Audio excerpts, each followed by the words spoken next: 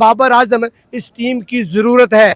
बाबर आजम इस टीम की मजबूरी है। चाचा आप सुबह कह रहे थे बाबर आजम को नहीं होना चाहिए मैच से पहले। मैं बकवास कर रहा था। मैं अब गलत आप माफी था। मांगो। मैं गलत था। मैं पूरी कौम से, मैं अपने जमीर से सबसे पहले माफी मांग रहा हूँ। दोस्तों ये तो एक्सपेक्टेड था कि पाकिस्तान के हारने के बाद जो भी प्रेस कॉन्फ्रेंस में आएगा उससे ये सवाल जरूर होगा कि आपको बाबर आजम या मोहम्मद रिजवान की याद आई। वही फहीम अशरफ से सवाल किया गया कि जब पाकिस्तान से रन्स चेस नहीं हो रहे थे तो वहां पे मैदान में खड़े होते हुए कहीं आपको बाबर रिजवान की याद आई, तो उसके ऊपर उन्होंने क्या जवाब दिया वो भी मैं आपको बताऊंगा। और जैसे ही पाकिस्तान अफगानिस्तान से दूसरा मैच हारा, सोशल मीडिया के ऊपर हर जगह पे हर बंदा यही बात कर रहा है, क्या वाकई ही पाकिस्तान को बाबर आजम की जरूरत है, क्या बाबर आजम को वापस लाना चाहिए। बहुत सारे लोग जो स्टेडियम में मौजूद थे जब वो मैच देख के बाहर निकले जर्नलिस्ट ने उनसे क्वेश्चन किए, उन्होंने भी यही बात की कि बाबर रिजवान को वापस लेके आओ। अब सोशल मीडिया पे ऊपर एक तबका ऐसा है जो कि ये कह रहा है कि यार इस यंग टीम को सपोर्ट करो। जो बाबर रिजवान को वापस लाने की बात कर रहे हैं उनको गालियां दे रहे हैं। कुछ लोग ऐसे हैं जो इस टीम को बुरा भला कह रहे हैं, सिलेक्शन कमेटी को बुरा भला कह रहे हैं और ये कह रहे हैं कि आप लोगों को मजा आ गया बाबर रिजवान को बाहर निकाल के। बाबर आजम इस टीम की जरूरत है। बाबर आजम इस टीम की मजबूरी है। चाचा आप सुबह कह रहे थे बाबर आजम को नहीं होना चाहिए मैच से पहले। मैं बकवास कर रहा था। मैं अब गलत आप था। माफी मांगो। मैं गलत था। मैं पूरी कौम से, मैं अपने जमीर से सबसे पहले माफी मांग रहा हूँ। अब इन दोनों चीजों के दरमियान बहुत ज्यादा डिफरेंस है। इस चीज को एक दफा सेपरेट रख के आप ये चीज सोचें कि पाकिस्तान टीम जो हमारी रात को अफगानिस्तान के अगेंस्ट खेली है, पहले मैच में हम इतना अच्छा खेले, दूसरे मैच में अचानक ऐसा क्या हुआ कि हमारी टीम जो है वो बिल्कुल ही एक्सपोज होगी। एक होता है हारना, लेकिन जिस तरह से पाकिस्तान हारा है उसके ऊपर डिबेट जरूर हो सकती है। इवन पाकिस्तान जो है वो अफगानिस्तान के स्पिनर्स के हाथों बुरी तरह एक्सपोज हुआ है, जो हम नहीं चाहते थे।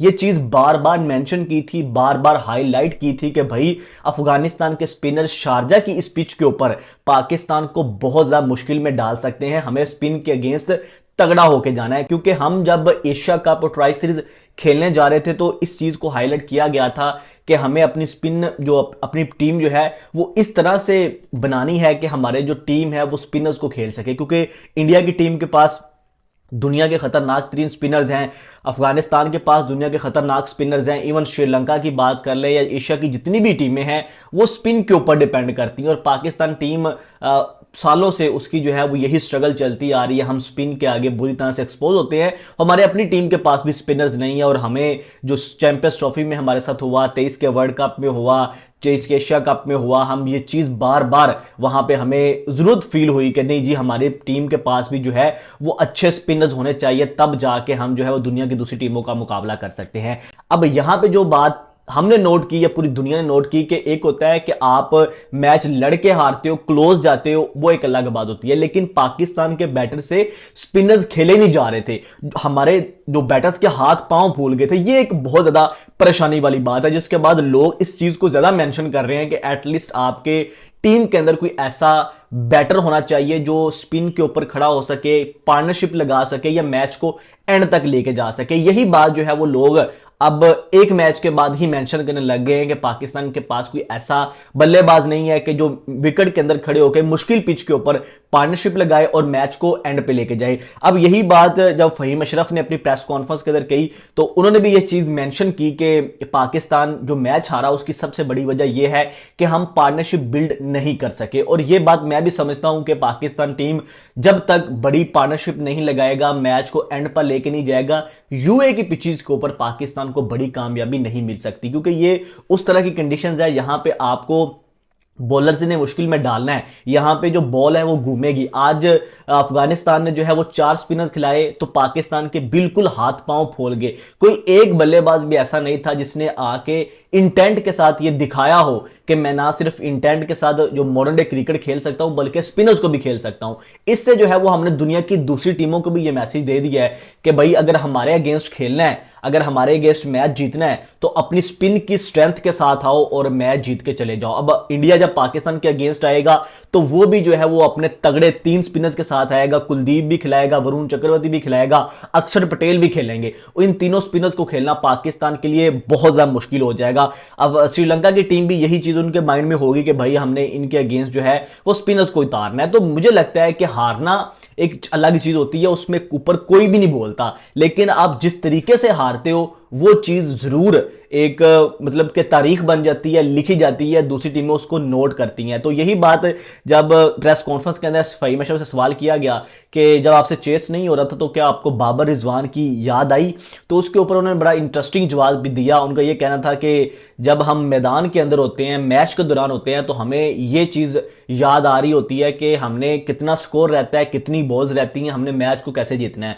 उन्होंने कहा तब हमें जो है वो घर वालों की भी याद नहीं आती, तो आप हमारे साथियों की बात कर रहे हैं, हमारे कुलीग्स की बात कर रहे हैं, उनकी याद आपको आती है कि नहीं। तो और साथ में वो मुस्कुराए भी, उन्होंने मुस्कुरा के कहा कि हमें तो घर वालों की याद नहीं आती, तो उनकी याद कैसे आएगी।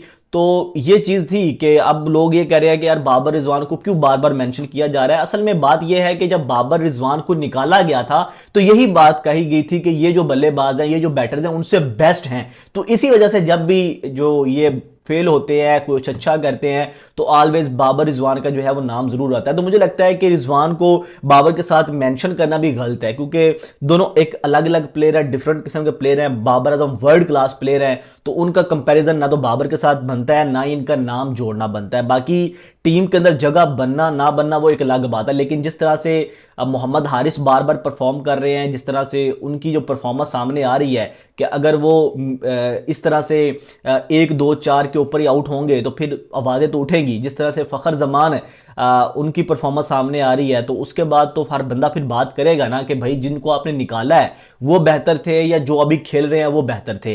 तो ये चीज़ जो है वो बार बार ज़रूर है जो है वो हाईलाइट होगी। लेकिन एट द एंड मैं ये कहना चाहूँगा कि पाकिस्तान हार गया, कोई बड़ी बात नहीं है। एक बैड दिन था और इस टीम को सपोर्ट करना चाहिए। पाकिस्तान के लिए नए जो लड़के हैं इनको मौका देना चाहिए, आगे पूरा एशिया कप भी खेलेंगे, ट्राई सीरीज भी खेलेंगे। लेकिन हमारे प्लेयर्स को पार्टनरशिप बिल्ड करनी नहीं आ रही, हमारे प्लेयर्स को सिंगल लेना नहीं आ रही। और दूसरी तरफ आपने देखा मतलब टुल्लेबाजी से इन पिचेस के ऊपर आप कामयाब नहीं हो सकेंगे। दूसरी तरफ आप अफगानिस्तान को देखें, उनके जब एक आउट होने के बाद सदीकुल्ला अतल और इब्राहिम जादरान ने कितनी खूबसूरत पार्टनरशिप लगाई। उन्होंने सिंगल डबल खेलते रहे, उसके बाद बीच बीच में वो बाउंड्री भी करते रहे। तो वो चीज़ शो कर रही थी कि भाई वो एक प्लान के तहत आए हैं, उनको पता है कि इस पिच के ऊपर कैसे खेलना है, ये मुश्किल पिच है, हमें जो है वो एक पार्टनरशिप लगानी है। उन दोनों ने जो 50 स्कोर की हैं वो शानदार बैटिंग थी, और इसी तरह की बैटिंग जो है वो हमें इन पिचेस के ऊपर चाहिए। और बाबर आजम माहिर थे इस तरह की बैटिंग करने के, वो जो सिंगल डबल मैच को लेके चलते हैं, एंड तक लेके चलते हैं, फिर एंड के ऊपर जाके आप 2-4 बाउंड्रियां लगाओ। इवन अगर आपका 130 का स्ट्राइक रेट भी है ना इस पिच के ऊपर, तो वो अच्छा स्ट्राइक रेट होता है। यहां पे